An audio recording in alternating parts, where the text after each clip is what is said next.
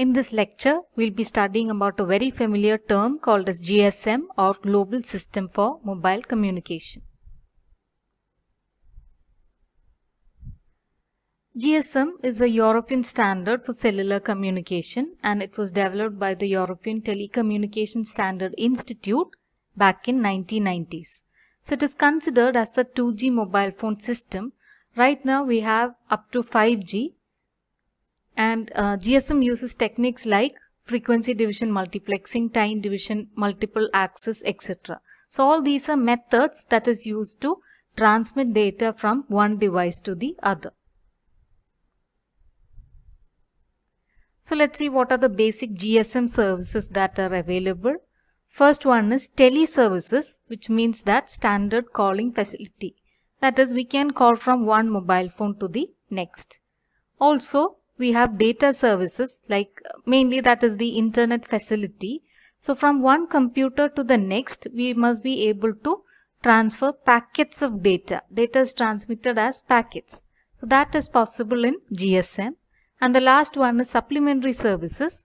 For example, we have the SMS facility where data is transmitted as short messages.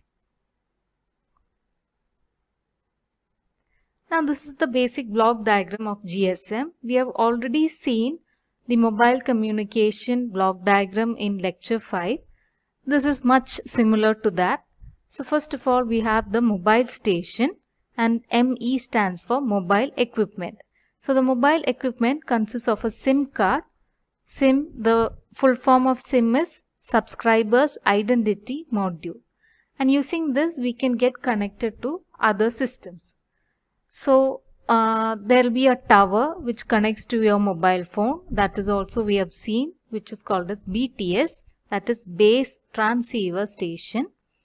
And many such BTS will be connected to BSC, which is Base Station Controller. So many such base station controllers will be connected to MSC.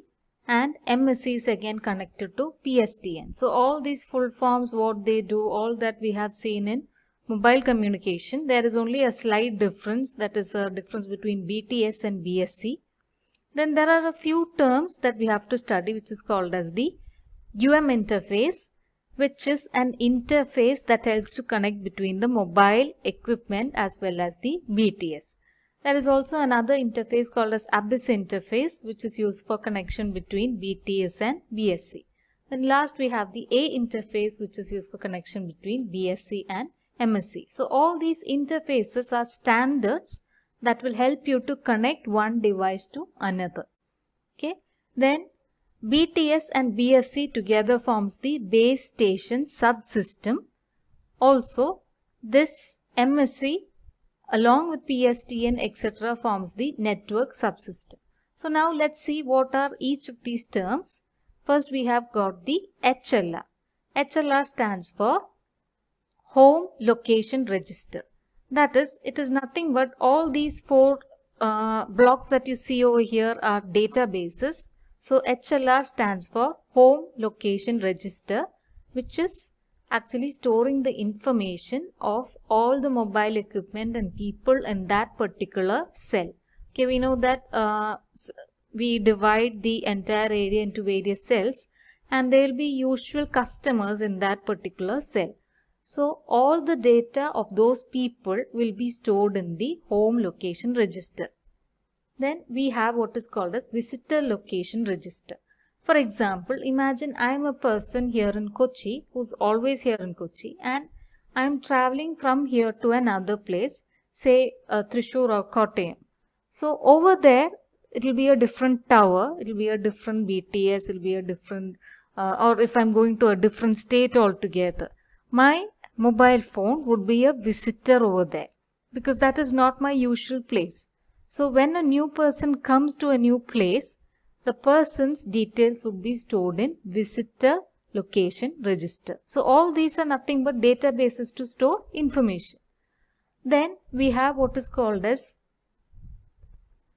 AUC or Authentication Center, which is nothing but again helping us to identify whether all these details in HLR and VLR are authenticated. That is, when we make a call, if I'm making a call to another number, then first of all, this database is searched in order to identify if the number that I am calling is authenticated, whether I've paid the bill, whether my number is okay, whether there is any issues with my number, any cases registered, how long will my connection be there. All that is verified, and again that of the called person. All that is verified by this authentication center. So both HLR and VLR, the details of that when they are making calls is made by this AUC.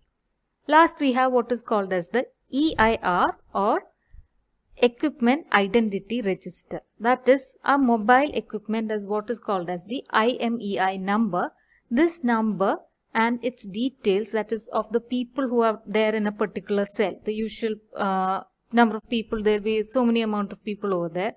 All those mobile equipment numbers would be stored in EIR, or that particular database. So even if your mobile phone gets lost, okay, how are you able to keep track? Even if the SIM card is changed, the mobile equipment number does not change because of this particular IMEI number. So that is stored in EIR, and that will help you to keep track of your mobile phone even if it is lost or stolen or whatever it is.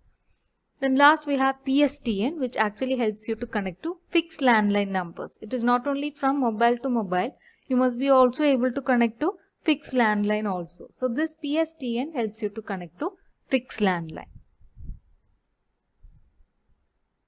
So this is what I've been talking about regarding the architecture of GSM network and regarding all the databases and all that. Next, when you're asked to write about the setting up of call in GSM, you can write the same thing as that mentioned in lecture 5 regarding mobile communication. Next, what are the main features of GSM, or why 2G became a hit when it was introduced in 1990s from the previous type of communication methods that were available. First thing, it uses encryption to make phone calls more secure. It's not easy to barge into another person's call. Then making data network facility, then SMS, which means short messaging services, call forwarding facility, caller ID, that we are able to see who's calling, call waiting message, multi-party conferencing. All this was made possible with the invent of GSM. Then what are the advantages of GSM? It has got good quality, provides data security, and in case of any emergency we can call 112. So all this was introduced when 2G was there, and this is GSM is actually 2G. So from there there was actually a peak in the kind of technology that was invented regarding communication, and that was why GSM became a very hit.